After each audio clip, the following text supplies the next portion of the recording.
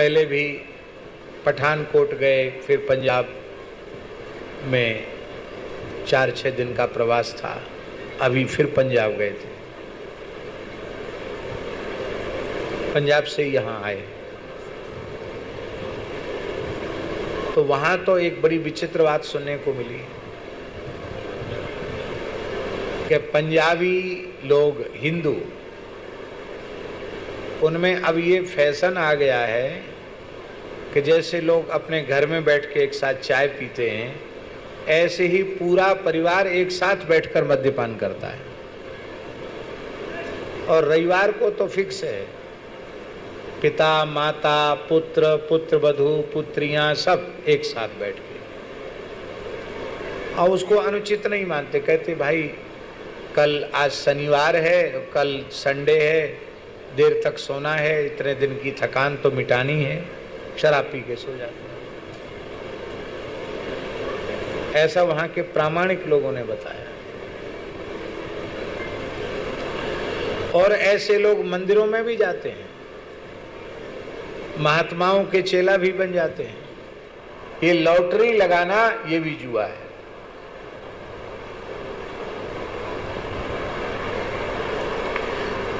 हमारे शरीर की अवस्था छोटी थी तो हमको भी पता नहीं कैसे दिमाग में आई लॉटरी लगाने की बात। लॉटरी नंबर लगाएंगे, जानते भी नहीं थे कैसे टिकट खरीदा जाता, क्या किया जाता, पर मन में आया लॉटरी लगाएंगे, इतना पैसा होगा, महाराज जी को दे देंगे, उनको दे देंगे, अमुक को तमुक को दे देंगे, बढ़िया काम हो जाएगा, ऐसा मन में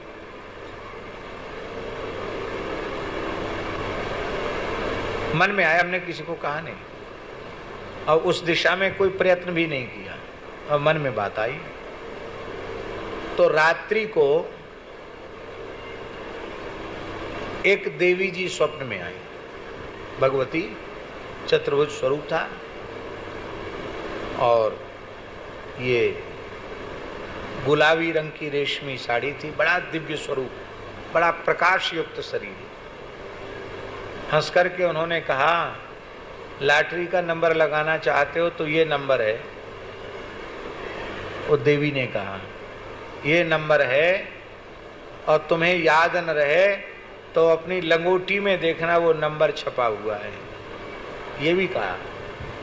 लंगोटी एक कटपीस का कपड़ा था, उसी की लंगोटी बनाई थी, उसके छोर पर कुछ नंबर लिखे हुए थे।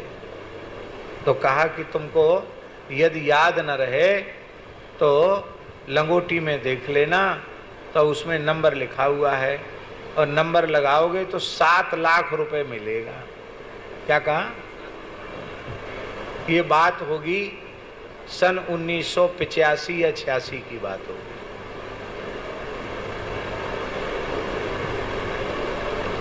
तो स्वप्न में ही हमारे मन में एक बात आई कि देवी जी तो दर्शन देने आई और ये बिना पूछे बिना हमारे कहे लॉटरी का नंबर बता रही हैं, तो इनसे लॉटरी का नंबर लेना अच्छी बात नहीं है। ये मन में आई बात। तो मैंने कहा माताजी ये लॉटरी वाली कृपा मत करो, आप यदि कुछ देना ही चाहती हैं तो भगवान के चरणों में हमारा प्रेम हो जाए, ये कहा। इतना कहते ही वो भगवती मुस्कुराई। अब उन्होंने क्या कहा? मुस्कुराई, आशीर्वाद दिया, मानो उन्होंने आशीर्वाद दिया, और वो अंतर्धान हो गई। फिर मैंने ये बात अच्छा, हम सुबह उठे तो स्नान करके हमने जब अपनी लंगोटी झाड़ी तो हमको ध्यान नहीं दिया था उसमें नंबर लिखे, तो ठीक जो सपने में नंबर बताई थी वही लंगोटी में लिखे थे। मैंने सारी बात पूज्य गुरुदेव भक्तमाली जी को बताई। महाराज जी आज ऐसे ऐसी विचित्र लीला हुई। महाराज जी हंसने लगे, बोले देखो बुद्धि में, इसीलिए भगवान के शरणागत भक्त के मन में किसी प्रकार की इच्छा उत्पन्न नहीं होनी चाहिए। यदि भक्त के मन में कोई इच्छा उत्पन्न होती है तो उसको पूर्ण करने में देवी देवता भी लग जाते हैं, और यदि उसका आदर किया तो साधक अपने लक्ष्य से भ्रष्ट हो जाएगा। बहुत अच्छा किया, कभी किसी से कुछ नहीं चाहना, केवल यही चाहना कि भगवान के चरणों में प्रेम हो जाए। प्रसन्न हो गए महाराज जी। उसके बाद फिर हमारे मन में कभी ऐसी बात ही नहीं आई कि चलो उस समय हम किसी दूसरे को बता देते तो शायद दूसरा नंबर लगा देता। लेकिन उसके बाद न कभी जागृत में न स्वप्न में न ऐसी कभी इच्छा उत्पन्न हुई और न कभी ऐसा कोई अवसर आया। अब तो ठाकुर जी ने बिना नंबर लगाए लॉटरी खोल रखी है। कोई मनुष्य इतना नहीं कर सकता जो भगवान के संकल्प से हो रहा है, भगवान के अनुग्रह से हो रहा है। हमारे तो अपना पेट भरने की सामर्थ्य नहीं है, हम क्या कर सकते हैं? कुछ नहीं, किसी लायक नहीं है। ये जो कुछ हो रहा है वो हरि गुरु संतों की अहेतु की कृपा से हो रहा है, उनकी करुणा से हो रहा है। तो कभी जुआ नहीं खेलना, किसी भी प्रकार से जुआ नहीं खेलना। दूसरा, कभी मद्यपान नहीं करना। तीसरा, कभी मांस भक्षण नहीं करना। चौथा, कभी अपनी अधिकृता पत्नी के अतिरिक्त किसी भी नारी के प्रति भोग्या बुद्धि नहीं करना। गृहस्थ व्यक्ति है तो वह एक पत्नी व्रत हो और उसमें भी वह पितृ ऋण से मुक्ति की कामना से ही भोग में प्रवृत्त हो, व्यर्थ में भोग में प्रवृत्त न हो। और यदि ब्रह्मचारी है, विरक्त साधु है, तब नारी मात्र और धन मात्र को विष के समान त्याग कर अपना मन वहां से हटा ले। ये चौथा दोष। कितने हो गए? चौथा दोष हो गया व्यभिचार। चौथा दोष व्यभिचार है। और पांचवा दोष है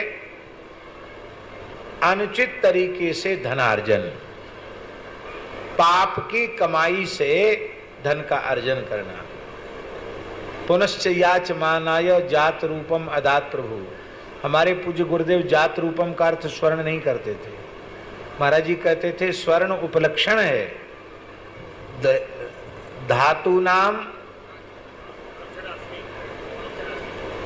धातुओं में मैं स्वर्ण हूं भगवान कहते हैं। और यहाँ सोने में कलयुग का निवास है। तो महाराज जी कहते स्वर्ण नहीं, स्वर्णोपलक्षित धन।